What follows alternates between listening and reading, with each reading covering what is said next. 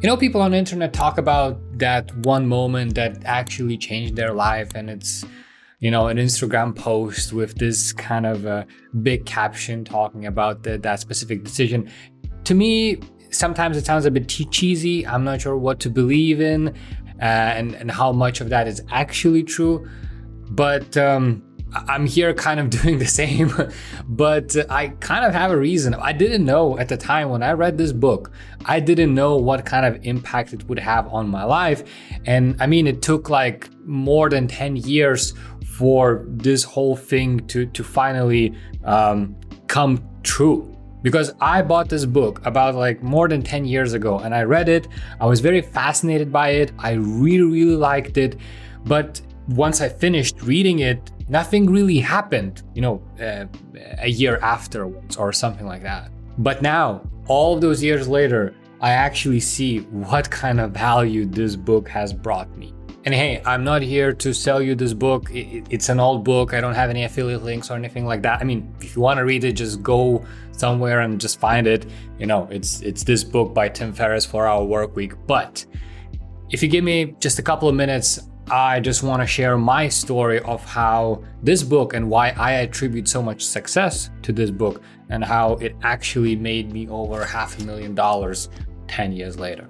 And it might sound weird, but I do actually attribute most of the success to this book because this was the groundbreaking stuff for me at that time and for my mindset and the way I kind of started seeing things. So everything started from this book right here. So if you just accidentally see the title of this book and it says like 4-Hour Workweek, it sounds kind of ridiculous, doesn't it? However, after reading this book, that concept becomes way more plausible than it ever seemed in the first place. And I've actually already done something very similar where I invested in some projects like time and energy. And then after some time, those projects start making me money with me only putting like, couple of, even just less than just couple of hours per week. And they're still kind of making some passive income. Well, not passive, it's still active income, but amount of time I'm putting into those projects is way less than your regular 9-to-5 job. Heck, I even created a faceless YouTube channel that right now is kind of fully outsourced. I only spend like a couple of hours per week on it, and it makes me around $400 per month. It doesn't sound a lot, but given that I only spend like 1 to 2 hours per week on it, the hourly rate is not too bad. And since that channel was only monetized like 6 months ago, I'm expecting much bigger results in the years to come. Okay, but I don't want to talk about my projects in this video. I actually want to concentrate and talk about this book in particular and what it has done to me. Okay, so first thing you have to know is that if you read this book today, depending on how much you know, but if you've been on the internet, you probably know quite a lot, it might not give you the same impact as it did to me. You see, this book was released like, it's a very old book actually. Like this edition was released, let me just check.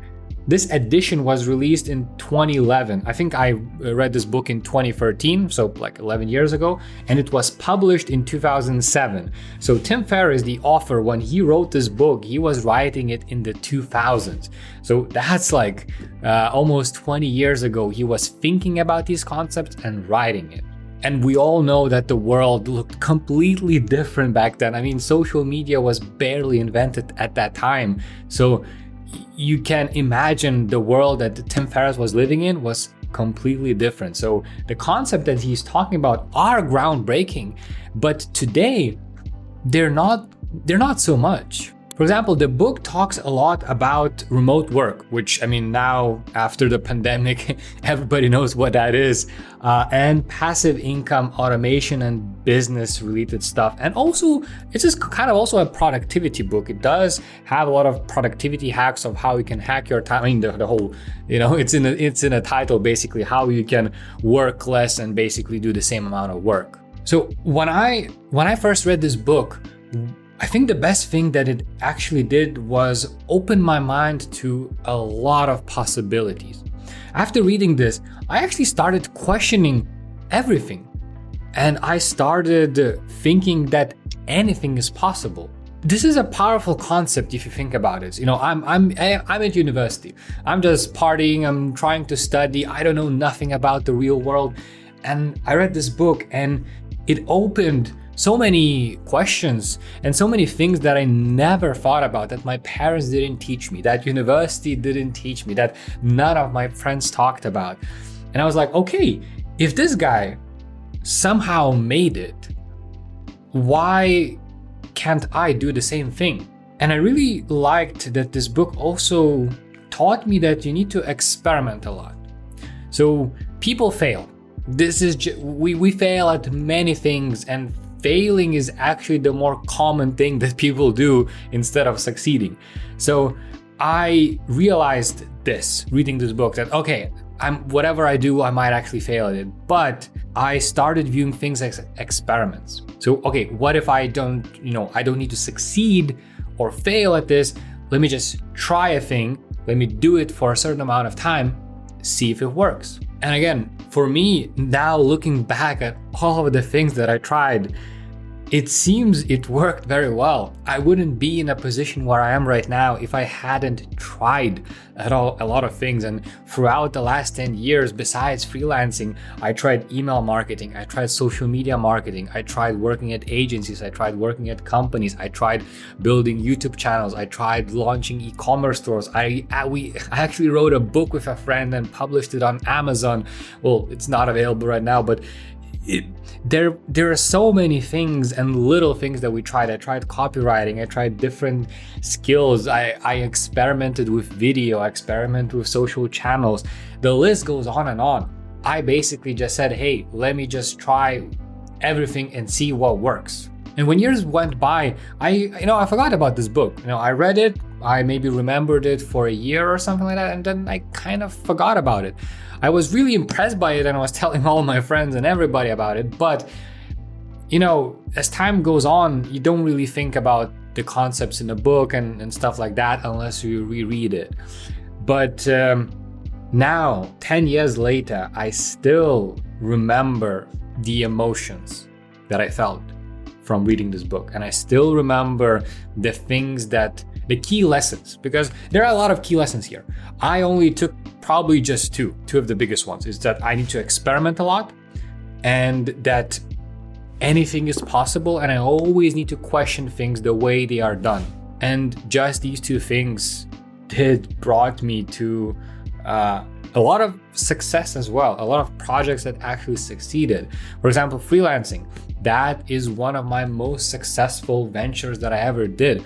I earned throughout my career now over $500,000 just by working with clients and doing freelancing. It's crazy to me, and I wouldn't have thought that it's possible that I could have this life where I am in charge of my day, of my time. I can select which clients I work with. It's been a journey. It's not easy. It hasn't been easy at all.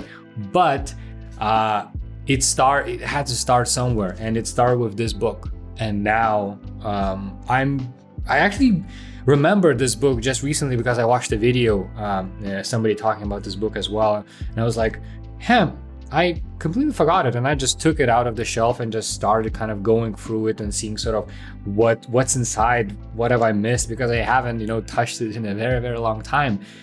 And it brought back me all of the memories, but also I was able to connect the dots.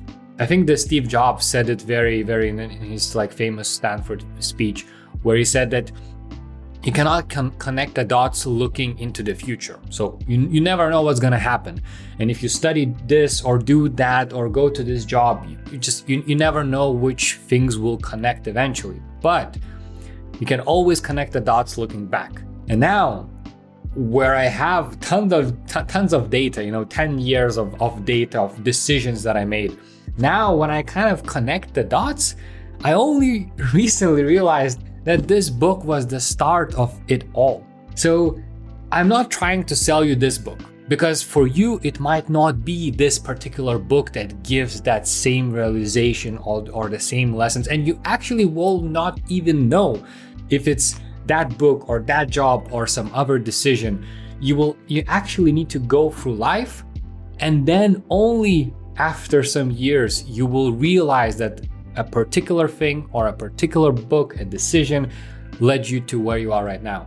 And the way I see it, try as many things as possible. Try to read as many things as possible. Try to make the best decision as possible, but don't ever neglect things. Always experiment, always say yes, always go above and beyond. You never know where decisions will take you, but that's the only way to find out, is to just start doing and always keep going. And besides that, the book also, has some very powerful concepts that it talks about. For example, it talks about the new rich, and it's basically people who value freedom and time and not money. Now, it's maybe not such a novel concept these days because it seems like a lot of people are trying to value their time more than money. I mean, even like digital nomad trend, it seems like Tim Ferriss it's kind of a thing that started this whole thing. The last decade, everybody wanted to be digital nomads, just traveling to cheaper countries, but earning income in very expensive countries, and just living, a happy ever after kind of life. So the concept is not new maybe these days, and everybody has heard about digital nomads and sort of working at the beach, and it's kind of cliche actually at this point. So I think we're going into some new trends, but the concept is still good. A lot of the concepts in this book are still relevant. So, for example, the concept that you need to value your time versus your money is a big one. If you have more time, you can do a lot more with the time instead of exchanging that time for money. And this is, this book also talks about automations, how to automate things. It talks about delegation. For example, the same 80-20 principle, this is the first book that I ever heard about it. It's where you basically 80% of your outcomes come from 20% of the things. I really applied it in my life. It also talks about being effective, not efficient. So you need to spend less time on things and sort of do them quicker and all that stuff. Automation, business. It talks about how we can create businesses and run them sort of to get passive income and all of that stuff. I mean, this video is not a book review. You can watch book. There are plenty of book reviews on Google, on YouTube. So just go find them, and you will see all of the concept that this book is talking about. However, I do suggest reading it, not just going through, because the concepts are not new. So if you go in, you can find book summaries, you can read this book, and you'll know everything that it's talking about.